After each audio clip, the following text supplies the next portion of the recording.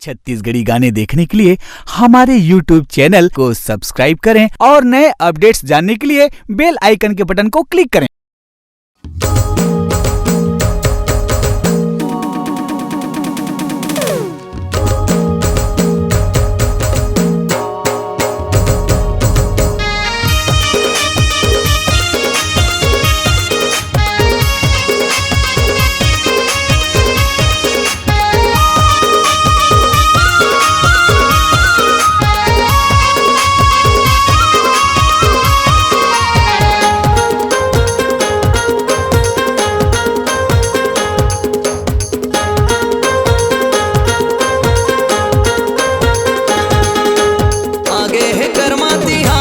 संगी मन भर ले वो मजा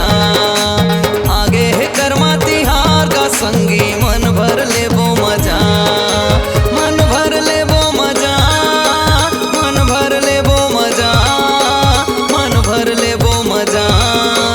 आगे है कर्मा तिहार का संगी मन भर ले वो मजा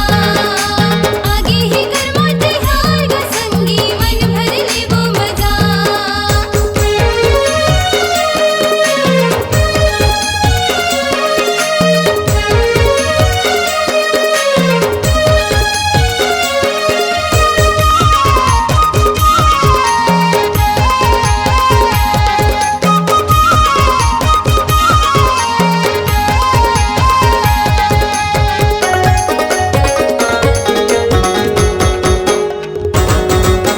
छोटे बड़े करम धारा गणाए कहनी कहते सियान संगी कहनी कहते सियान संगी कहनी कहते सियान लिपे पोताए अंगना मा संगी जवा बुनिन है किसान संगी जावा बुनिन है किसान संगी जावा बुनिन है किसान। मन भर ले वो मजा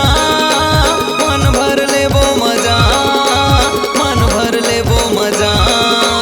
आगे है कर्मा तिहार का संगी मन भर ले वो मजा आगे है कर्मा तिहार का संगी मन भर ले वो मजा। मन भर ले वो मजा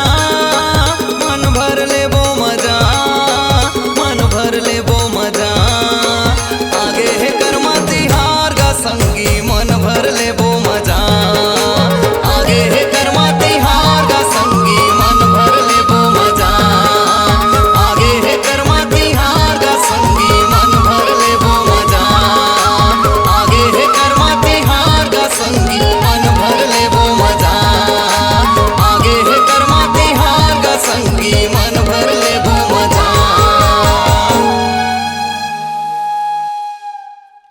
यदि आप अपनी आवाज को एक नया आयाम देना चाहते हैं तो चले आइए मल्टी ट्रैक डिजिटल रिकॉर्डिंग के लिए AVM audio video studio Khamtarai Raipur. Mobile number 9301523929 और 7869646201। यदि आप नए एवं पुराने गीत सुनना चाहते हैं तो avmgana.com में जाकर गाना फ्री डाउनलोड करें और YouTube चैनल में AVM गाना और KK कैसेट्स को सब्सक्राइब करें।